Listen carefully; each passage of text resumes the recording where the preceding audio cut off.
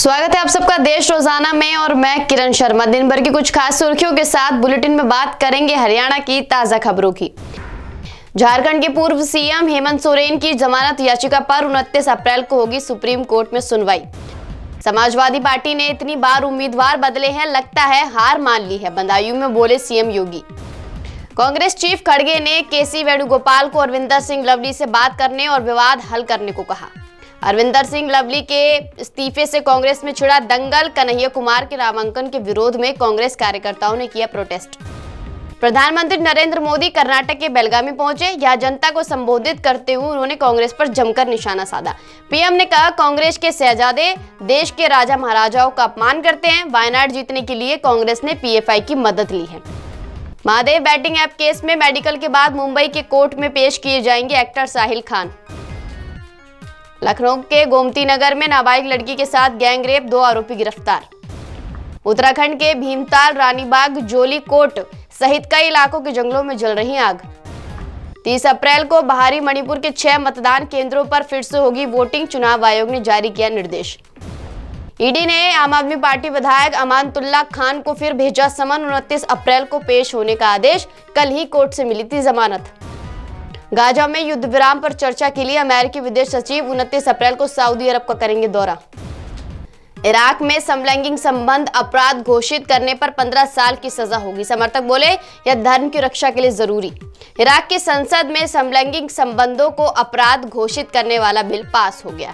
समलैंगिक संबंध बनाने वालों को 10 और 15 साल तक की जेल की सजा हो सकती है। इराक में अब समलैंगिकता या वेश्यावृत्ति को बढ़ावा देने वाले लोग और लिंग परिवर्तन सर्जरी करने वाले डॉक्टरों को जेल में डाला जाएगा।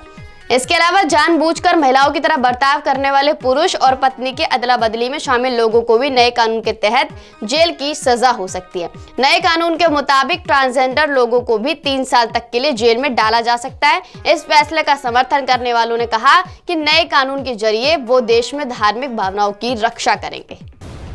बांग्लादेश में चुनाव के बाद हिंदुओं पर हमले बढ़े। हसीना सरकार अल्पसंख्यकों को बचाने में नाकाम। 3 महीने में 6 जिलों में हमले हुए। अल्पसंख्यक समुदाय ने प्रधानमंत्री शेख हसीना की पार्टी अवामी लीग को वोट किया था ताकि वो शांति और सुरक्षित रह सके, लेकिन चुनावों के बाद जारी हमलों से सामने आया कि शेख हसीना सरकार अल्पसंख्यकों पर कट्टरपंथी हमले रोकने में नाकाम रही है। चुनावों के बाद नई सरकार के बावजूद हिंदुओं पर हमले बंद नहीं हुए। अल्पसंख्यक संगठनों का दावा है कि हर महीने कम से कम 3 हमले लगातार हो रहे हैं। चांदी की कीमत भी बिना किसी उतार चढ़ाव के 84,000 रुपए प्रति किलोग्राम पर आज बनी हुई है। साथ ही 24 कैरेट सोने की कीमत 72,930 रुपए प्रति 10 ग्राम, जबकि दिल्ली में 22 कैरेट सोने की कीमत लगभग 67,000 रुपए प्रति 10 ग्राम है। अमेरिका में इजराइल विरोधी धरना दे रहे 550 छात्र गिरफ्तार। स्टूडेंट्स पर टेजर गन चला रही पुलिस। प्रदर्शनकारियों के पास कश्मीर के पोस्टर भी दिखे। पाकिस्तान और चीन का बढ़ता प्रभाव की वजह से ईरान के रास्ते ओमान से ट्रेड बढ़ाएगा भारत। ओमान भारतीय सामानों पर घटाएगा टैक्स। यह थी अब तक की कुछ खास खबरें। अब नजर डालते हैं हरियाणा की ताजा खबरों पर। हिसार कांग्रेस प्रत्याशी को लेकर पार्टी में बनी खींचतान। जयप्रकाश की सभा से शैलजा सुरजेवाला समर्थक गायब। मंगलीवाला बोले, निर्दलीय चुनाव लड़ूंगा। कांग्रेस ने हिसार से जयप्रकाश और जेपी को चुनावी मैदान में उतारा है। वहीं दूसरी तरफ कांग्रेस में भी शैलजा और सुरजेवाला समर्थकों ने जेपी से दूरी बना ली है। कांग्रेस भवन में शैलजा और सुरजेवाला समर्थक जयप्रकाश के स्वागत समारोह से गायब दिखे। वहीं भाजपा से पिछले लोकसभा चुनाव में टिकट न मिलने पर कांग्रेस में शामिल हुए दुबई के बिजनेसमैन अशोक गोयल मंगालीवाल का टिकट कांग्रेस ने भी काट दिया।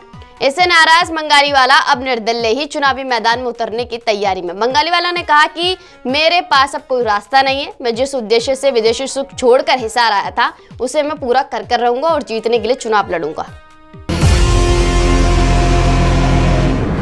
हरियाणा भाजपा का इलेक्शन कैंपेन शेड्यूल रिलीज। अगले 5 दिनों में करेंगे 12 रैलियां। सीएम सैनिक खट्टर की जोड़ी होगी शामिल।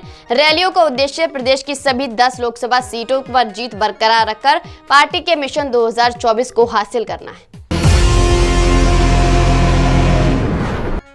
रोहतक में दीपेंद्र हुड्डा का भाजपा पर निशाना। बोले, चौटाला राज पार्ट 2 हो गया है। पटरी से उतरा हरियाणा। अपराध और बेरोजगारी में लगातार हो रही बढ़ोतरी। हरियाणा से कांग्रेस के राज्यसभा सदस्य दीपेंद्र सिंह हुड्डा ने भाजपा पर निशाना साधा है। उन्होंने अपने एक कार्यक्रम की वीडियो सोशल मीडिया पर साझा की है, जिसमें उन्होंने कहा कि प्रदेश में अपराध और बेरोजगारी बढ़ रही है। हरियाणा की व्यवस्था पटरी से उतर गई है। आए दिन आपराधिक वारदात हो रही है। भाजपा के राज में बढ़ते हुए अपराध के कारण यह चौटाला राज पार्ट 2 शुरू हो गया है। पलवल में 2 परिवारों से महिला लापता, दोनों के पतियों ने दी शिकायत। एक मामले में पत्नी बच्चे समेत गायब। शहर व चांदहट थाना पुलिस ने तलाश की शुरू। 5 बार के एमएलए करण दलाल ने बुलाई पंचायत। पलवल में कहा ज्यादा दबाव पड़ा तो राजनीति छोड़ देंगे। 29 अप्रैल को फैसला। हरियाणा में फरीदाबाद लोकसभा सीट से कांग्रेस टिकट के प्रबल दावेदार रहे पूर्व विधायक करण सिंह दलाल महेंद्र प्रताप सिंह को प्रत्याशी बनाए जाने से नाराज हो गए हैं। करण सिंह दलाल ने 29 अप्रैल को झांट सेतली में 36 बिरादरी की महापंचायत बुलाई है। इसमें वे वर्तमान स्थितियों पर चर्चा कर आगे कदम बढ़ाने की योजना बनाएंगे। हरियाणा में कुलदीप बिश्नोई को मनाने में जुटी भाजपा। भव्य बिश्नोई को प्रदेश प्रभारी बनाया। मंत्री पद और हिसार से टिकट न मिलने पर थे नाराज।